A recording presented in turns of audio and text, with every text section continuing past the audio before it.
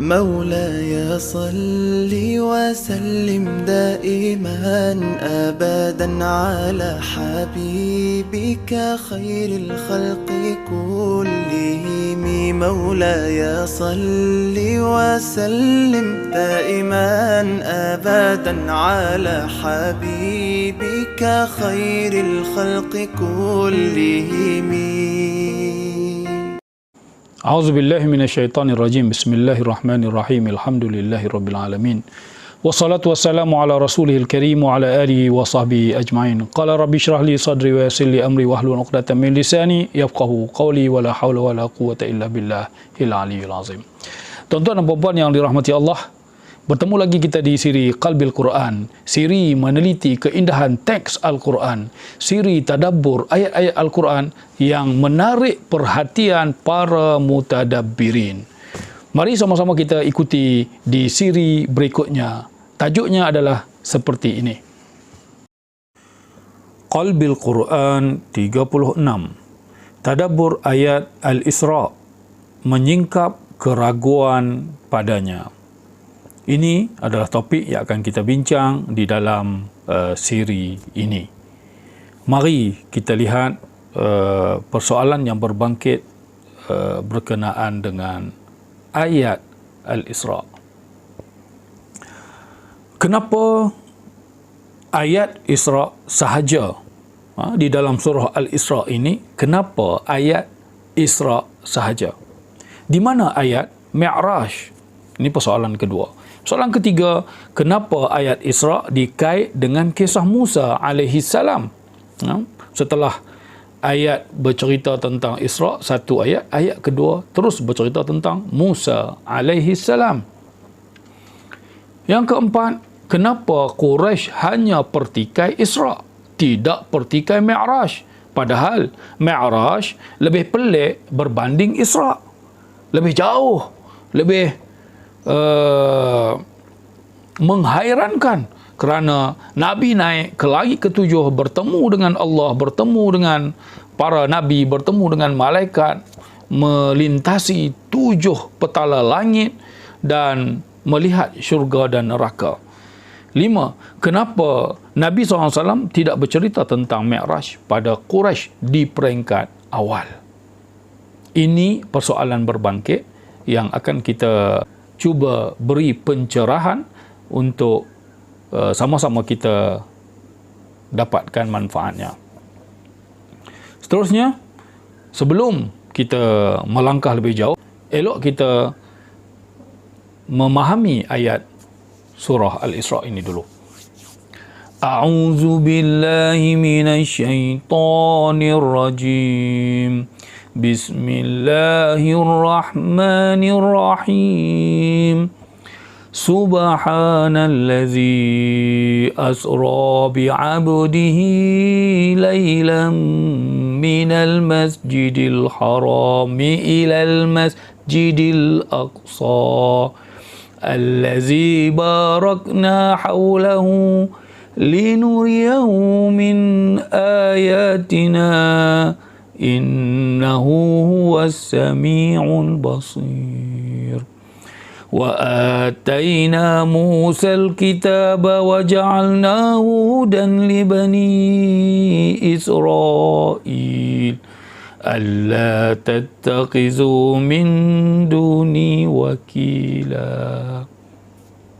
Itu 2 ayat yang di permulaan surah Al-Isra. Mari kita mendalami sedikit perbahasan berkaitan dengan susunan ayat, kalimat yang digunakan. Pertama, lafaz subhan. Allah Ta'ala menggunakan subhanallazi. Subhan ini adalah isim masdar, membawa maksud itlaq at-tasbih. Isim masdar adalah sumber asal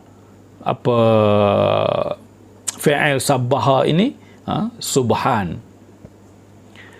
Itlaq at-tasbih, meletakkan tasbih ini secara mutlak, luas. La yarbut at-tasbih bifa'il awiz zaman. Allah Ta'ala tidak mengikatkan lafaz tasbih ini dengan fa'il. Fa'il ini pembuat, pentasbih. Selalunya dalam ayat-ayat yang lain Allah Ta'ala guna sabbaha lillah, telah bertasbih, mengaitkan dengan ada orang yang bertasbih. Tetapi bila guna kalimat subhan, tidak diikat dengan pembuat tasbih, pengata tasbih, penyebut tasbih, tidak diikat.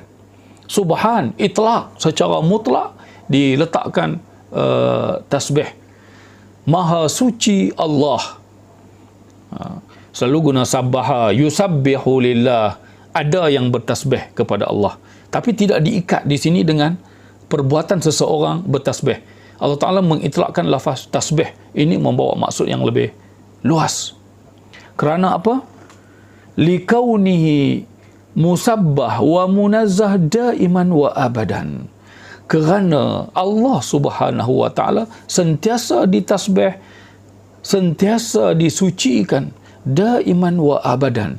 Tidak terikat dengan seseorang, dia bertasbih atau dia tidak bertasbih. Jadi ulama kata sawaun yusabbihu lahu al-qalqu am lam yusabbih. Allah Ta'ala maha suci daripada segala kekurangan, segala keaiban. Sama ada dia ditasbih, disucikan oleh makhluk atau tidak disucikan oleh makhluk. Makhluk ucap tasbih, makhluk tak ucap tasbih. Allah Ta'ala sentiasa musabbah, sentiasa tersuci daripada segala yang segala kekurangan. Awiz zaman, tidak diikat dengan zaman. Kalau guna fi'il madhi, fi'il amar, sabbaha lillah, fi'il madhi, yusabbihu, fi'il mudhari', itu terikat dengan zaman. Makna dia ada time, ada tempoh. Tetapi bila menggunakan subhana, itlaq at-tasbih tanpa zaman, tanpa dikaitkan dengan masa, sentiasa, tidak dikaitkan dengan perbuatan orang. Orang tasbih atau orang tidak tasbih tidak pernah mengurangkan tanzih Allah Subhanahu wa Ta'ala, tasbih Allah Subhanahu wa Ta'ala daripada segala yang kurang. Itu lafaz tasbih digunakan dalam bentuk itlaq at-tasbih. Kedua, asra, dibawa berjalan malam. Penggunaan asra ini menunjukkan bahawa Allah Subhanahu wa Ta'ala yang membawa Nabi, bukan Nabi pergi sendiri. Asra, membawa Nabi berjalan malam. Bi'abdihi, menggunakan lafaz abdihi ini adalah lafaz tasyrif, kerana Nabi SAW dipilih oleh Allah di antara hambanya yang mendapat nikmat ini. Pertama, untuk izhar al-ubudiyah, nak menunjukkan bahawa Nabi Muhammad hasil daripada abdinya kepada Allah Subhanahu wa Ta'ala, dia mendapat kemuliaan ini.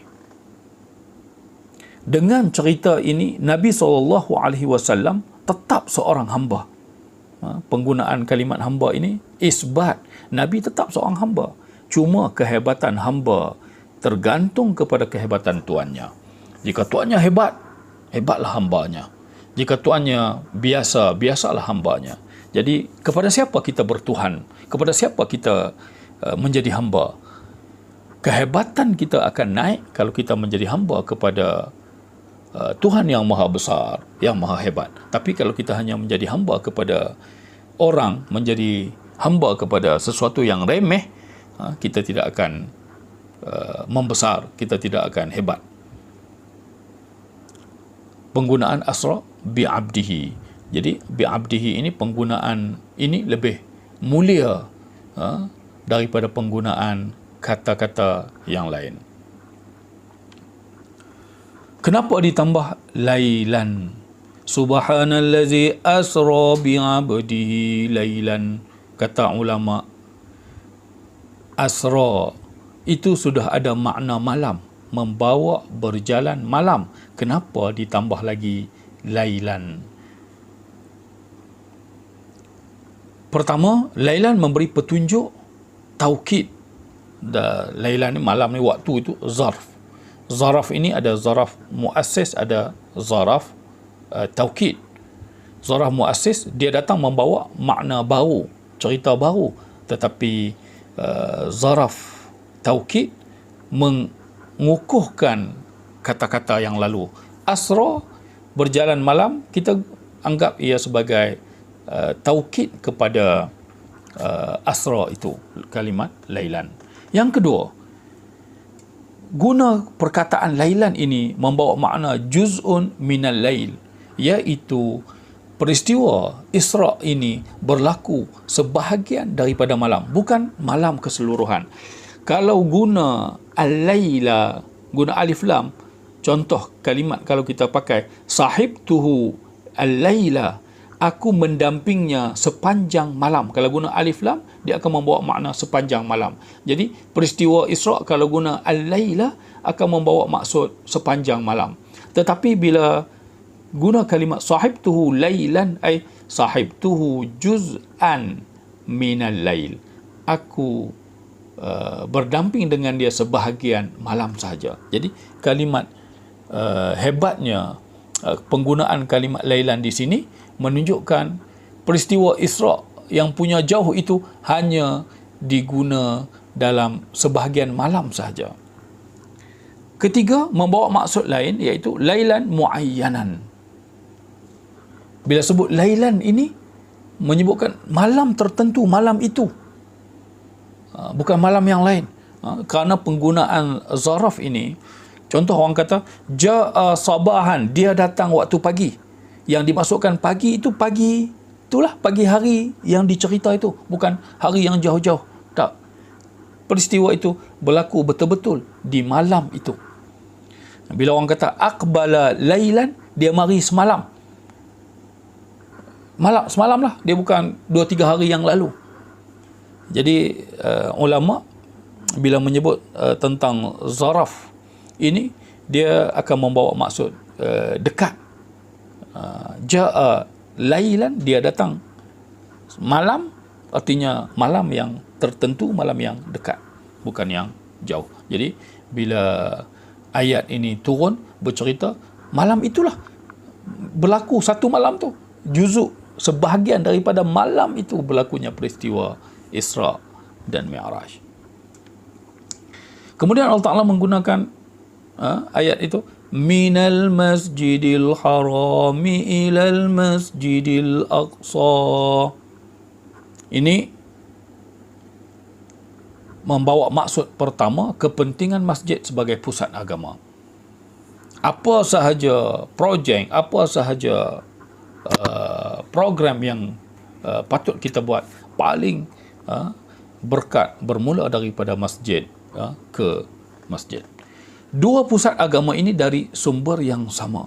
Allah Ta'ala nak isytiharkan bahawa Masjidil Haram dan Masjidil Aqsa ini tempat turunnya wahyu kepada para nabi dahulu daripada sumber yang sama, bukan daripada agama yang lain. Sebab itu diikatkan di antara dua pusat agama ini, supaya Yahudi tidak mengatakan bahawa yang diturun di Masjid Haram itu bukan agama yang pernah turun di Masjid Al-Aqsa. Tidak. Jadi ayat ini mentaukidkan bahawa dua pusat agama ini dari sumber yang sama, Jibril yang sama, Allah Subhanahu Wa Taala yang sama, membawa agama yang sama. Walaupun penggunaan hari ini dah Yahudi, dah Nasara, dah Islam, tetapi sebenarnya daripada sumber yang sama.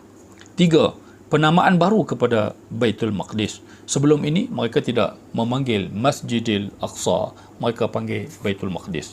Tetapi ini adalah penamaan baru yang Al-Quran namakan kepada Al-Masjid Al-Aqsa. Allazi barakna haulahu, membawa maksud diberkati. Barakna, Allah secara direct. Kami telah memberkati di sekitarnya. Juga membawa maksud diberkati semuanya.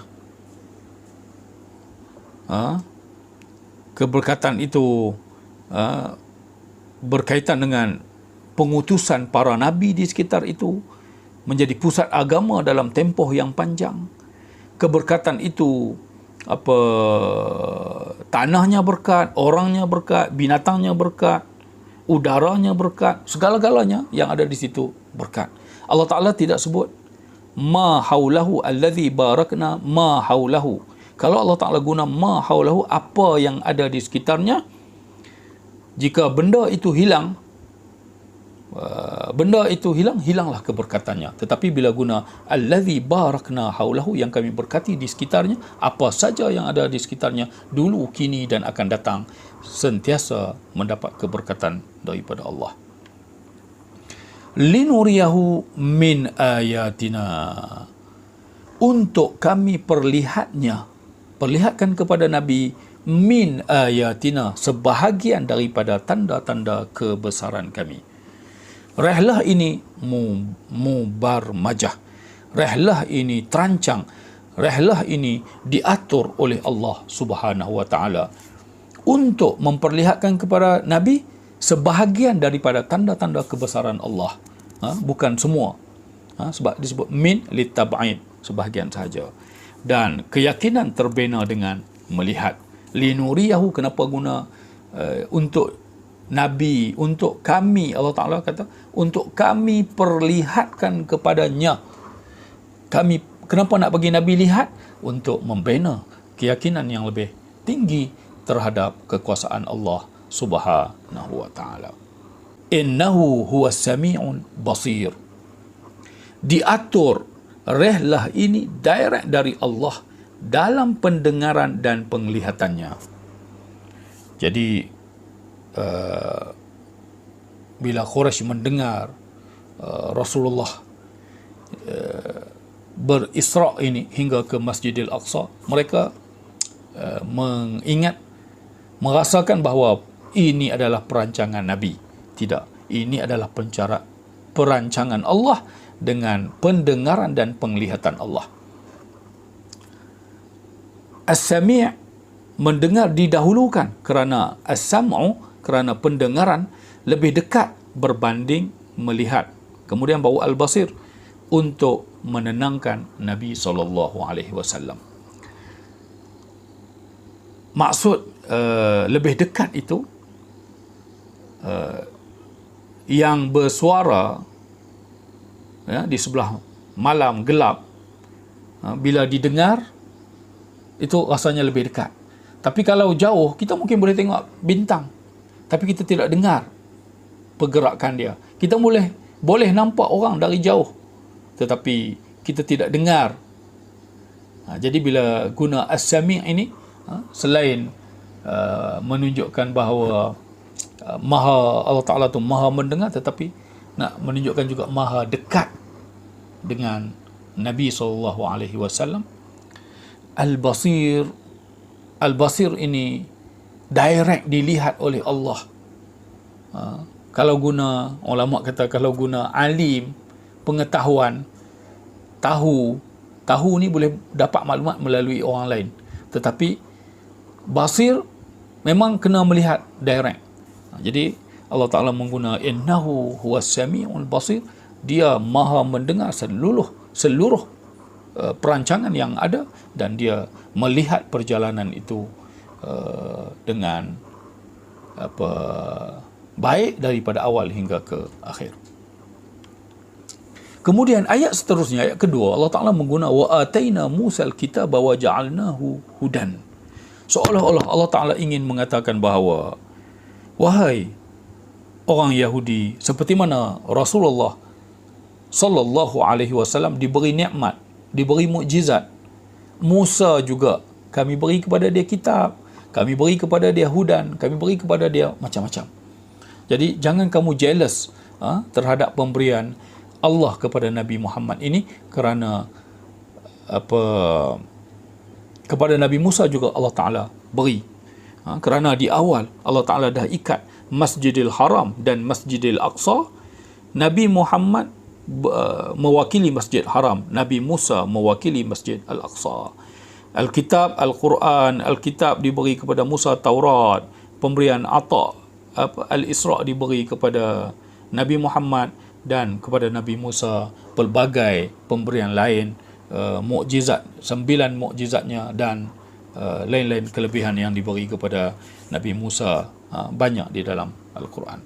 Jadi tak perlu kamu berasa penghormatan diberi melebihi Musa, walaupun kita lihat penghormatan ini melebihi Nabi Musa alaihissalam, tetapi Al-Quran ingin balance supaya Yahudi tidak jealous.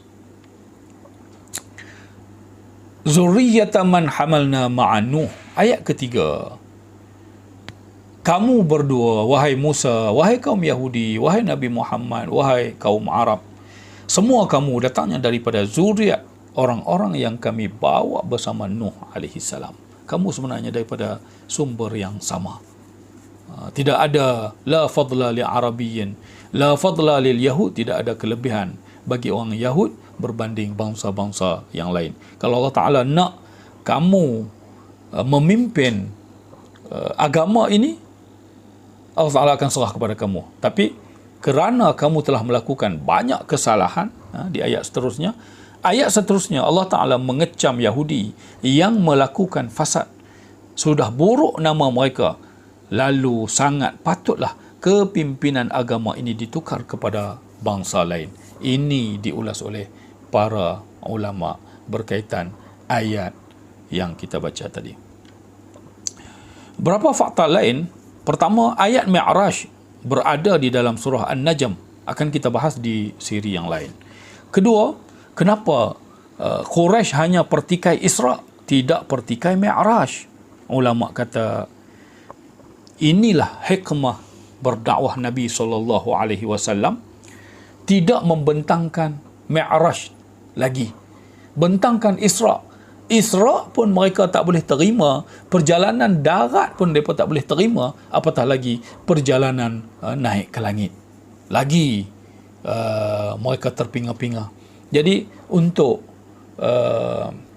mustawa, untuk level pemikiran Quraisy ketika itu, hanya dibuka cerita tentang Isra'. Itu pun persoalan macam-macam timbul. Mereka tidak percaya, mereka hairan, mereka kagum, mereka mempertikaikan perjalanan Rasulullah itu. Kedua adalah dakwah berperingkat bitadarrush. Seperti syariat yang lain didatangkan secara berperingkat, begitu juga pemberitahuan tentang Mi'raj ini diberi berperingkat. Isra' dulu, kalau kamu dah puas hati, boleh percaya, boleh yakin, baru kita cerita bab Mi'raj. Waktu itu Abu Bakar sahaja yang mengatakan Rasulullah SAW benar apa yang dikatanya, sehingga kan Quraisy hairan. Orang lain masih terpinga-pinga, walaupun yakin dengan apa yang dikata oleh Rasulullah, tapi masih terpinga-pinga. Tetapi Abu Bakar mengambil mauqif pendirian yang hebat ketika ini. Sebab itu beliau digelar As-Siddiq.